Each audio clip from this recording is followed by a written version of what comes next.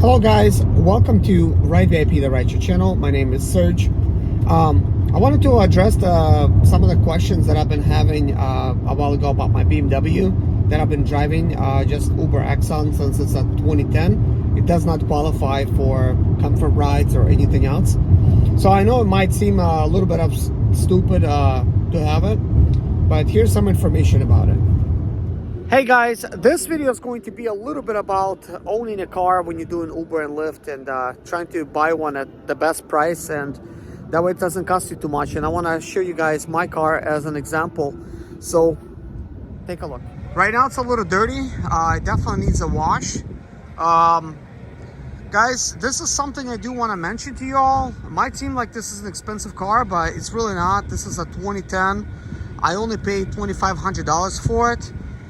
I take great care of it. Normally it's nice and washed and sparkly. My kids are inside right now playing games. I do have kind of like screens like this for people to be able to watch, and my kids there on their iPads, and I got my screen over there where I could actually watch stuff. And also BMW has its own navigation system.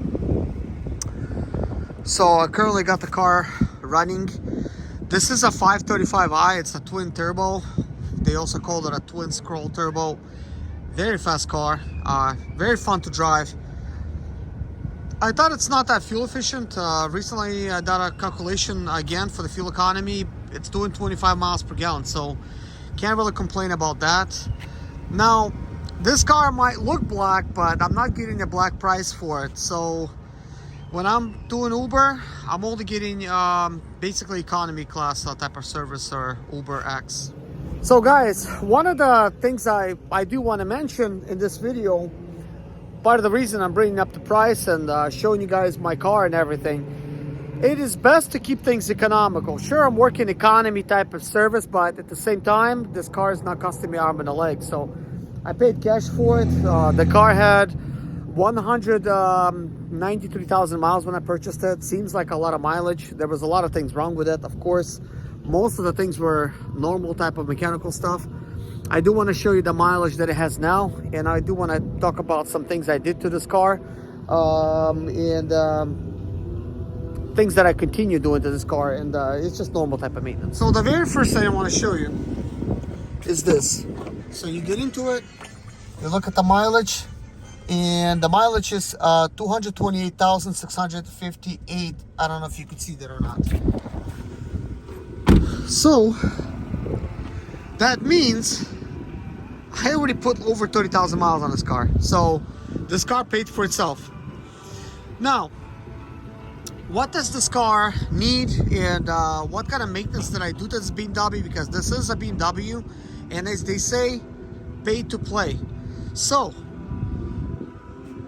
I just recently replaced the two front brakes, the two front bearings. It does need shocks, and I haven't done the shocks. It does need struts, and I haven't done the struts in the back as well. Also, the tie rods, they look like they need to be replaced.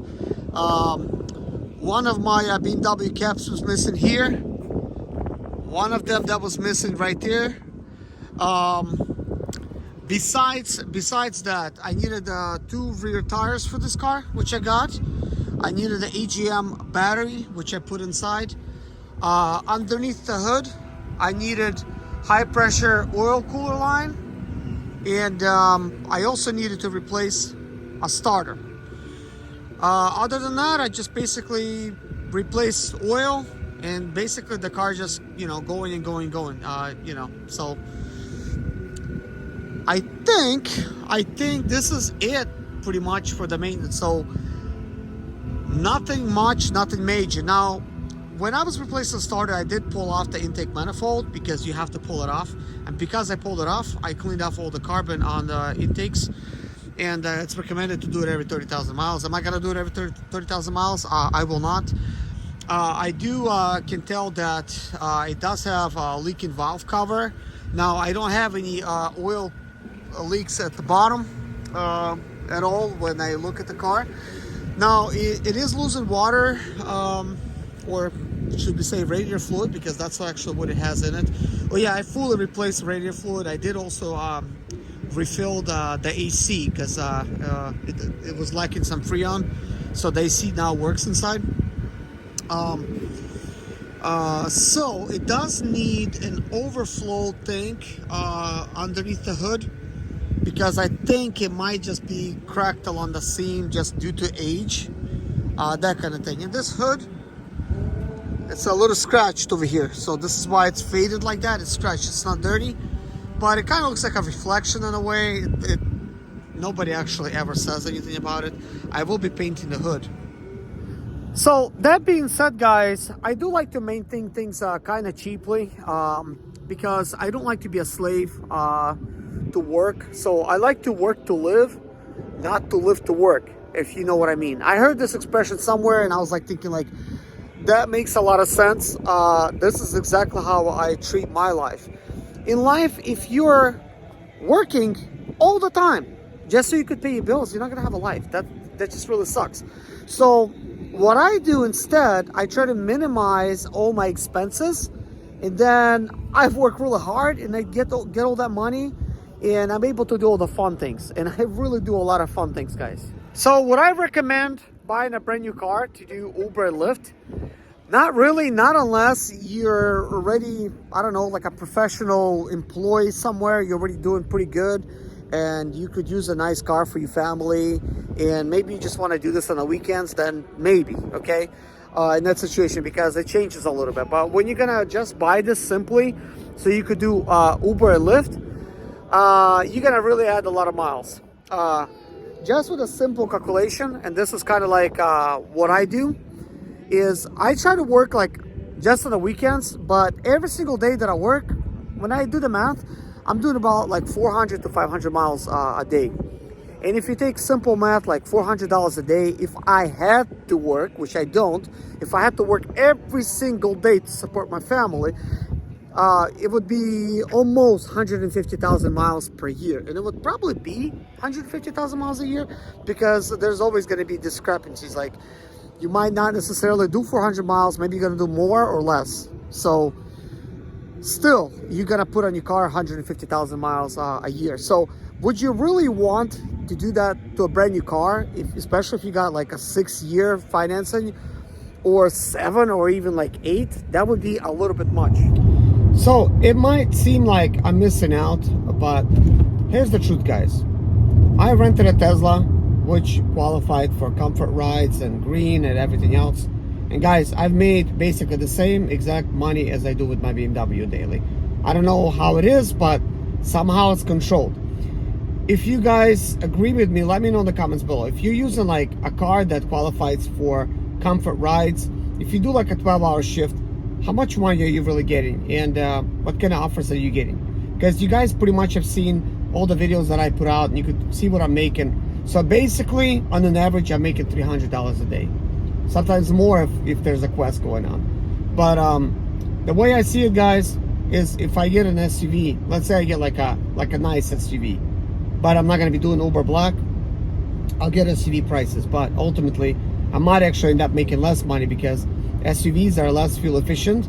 And even though I'm getting a higher price, I'm probably not going to get that many rides with SUV. And it's just going to cost me more money in operation. One of my friends tried it. He was only making $150 a day. I don't know if he was doing something wrong, but he says it was costing him $100 in fuel, and out of $150 that he was actually making, which it's kind of crazy. I think I could do a lot better than that. But that being said, guys, the only way to really make money is to go to Uber Black platform, and it's gonna be like a totally like different app, and you'll need commercial insurance. But at that point, you know what commercial insurance really costs? It costs like anywhere from $700 to $1,400 a month for commercial insurance. Just so you guys know, in case you're thinking about doing that. I had commercial insurance before, because I used to do Mercedes Sprinter deliveries, and you know, it was a lot of money per month. I was paying $700, but some of my friends $1,400-$1,500, guys. So basically, anything that you do, you're pretty much gonna make the same amount once you calculate all the expenses, because also Uber Black car, like I'm talking about like SUV, they'll cost a lot more money, and you got to be also putting miles on it. It means your car is heavily depreciating. So even if you're making a lot of money, you're really not, because once you calculate the depreciation, and there is depreciation, you can't just rule it out. For a car that you're still making payments on, there's still a lot of depreciation. But for a car that's paid off, technically there's no depreciation, there's just maintenance. I bought this BMW for $2,500, and I already got my money back. So anything else I'm making with this car is just money on top. And all I got is like basic maintenance and stuff. And once this car breaks down beyond, let's say like beyond repair, I'll just get another car for $2,500 and I'll just keep going. When somebody else is going to be getting like a brand new 40, 50, $60,000 car, making payments, in 1 year the car's going to have 150,000 miles on it, and in another 6 months it's already going to have like an additional 70,000 on top of it. So you're going to have a car with 220,000 miles on it, when this car has 232,000 already, and I got it with 193,000. So that shows you like how quickly the miles accumulate. I just started using this car right after I turned my Tesla in. So sometime in August, I think I started using it. So look at all these miles already. But anyways, guys, thank you so much for watching. Let me know your thoughts below, and see you guys in the next video. Bye-bye.